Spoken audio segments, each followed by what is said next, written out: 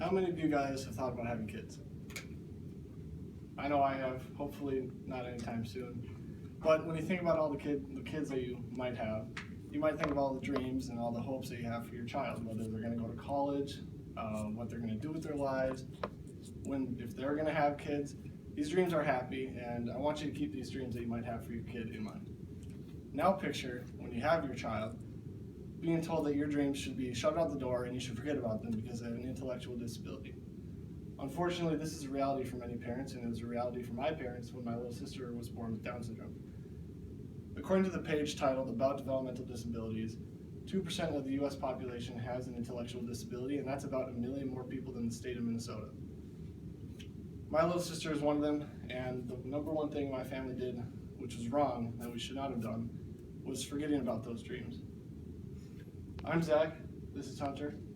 Today we're going to be talking about the discrimination of the disabled and why it's a problem in today's society. It is a problem because it affects more than that individual, and the problem lies in the fact that there are weak laws and false perceptions of these people. Ultimately, the solution is going to fall on you guys, and like any issue, there's one problem, and that's where Hunter will start. Thank you, Zach.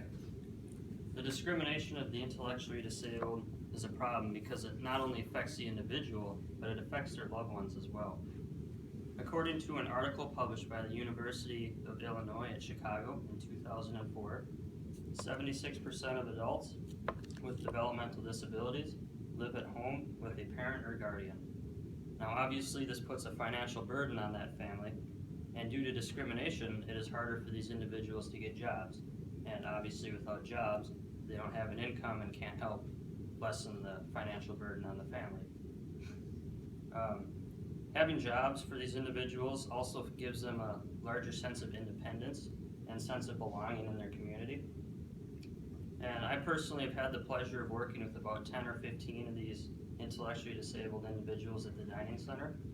And I can tell you from experience that they love when they can go to work and feel like they fit into the community and do the work that everybody else does. Now, the discrimination of the intellectually disabled has a few main causes, but the biggest one is laws that fail to address the underlying cause of discrimination, and Zach will discuss these with you. Throughout history, and as I've said in previous speeches, if you recall, there have been many laws that have been passed to try to combat this discrimination. According to the Health and Human Rights Journal, in an article titled Mental Health and Inequity, these laws introduce formal equality, which is a theory. And basically what this theory is that these laws legally make everyone equal, but what it fails to do is address the people's minds. Let's compare this to civil rights. According to the Equal Employment Opportunity Commission, racial discrimination is illegal. In 1964, when it was passed, did it really stop discrimination from happening? And you can argue that it still exists today. And what I'm trying to say is that it takes more than a law to really change society's minds and their views towards a group of people. Discrimination affects many people, as we all know, and here's Hunter with how you can fix it. To fix the problem of the discrimination of the intellectually disabled, we need to eliminate any false perceptions that we have on these individuals that they are incapable or different than us.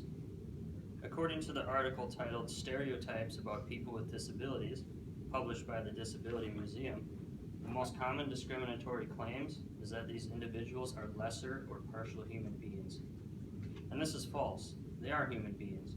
They have a beating heart, they have a brain that wants to feel safe, loved, and accomplished, and they want to reach their full potential just like everybody here. Zach's sister, all the individuals I get to work with, and every intellectually disabled person in the world, they're all capable of the same thing, just like we are all capable of doing anything that we want. Now, as you can see, the discrimination of the intellectually disabled is a problem in society today. It is caused by false perceptions of the individuals and laws that create a formal equality without actually addressing the underlying cause of discrimination. The solution to this problem is you. You need to make them feel welcome in our society today. You need to eliminate any of your negative or false perceptions on these individuals that they are partial or lesser human beings. And you need to treat them for the humans that they are. Because in the end, they are no different than you or I. They have goals.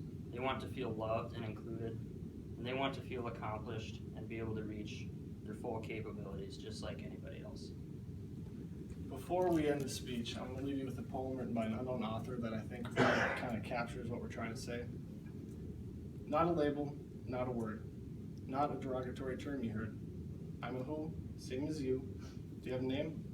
Me too. I'm a mind, a heart, a personality, an equal part of the overall we. I'm a he or a she, a him or a her. Who am I?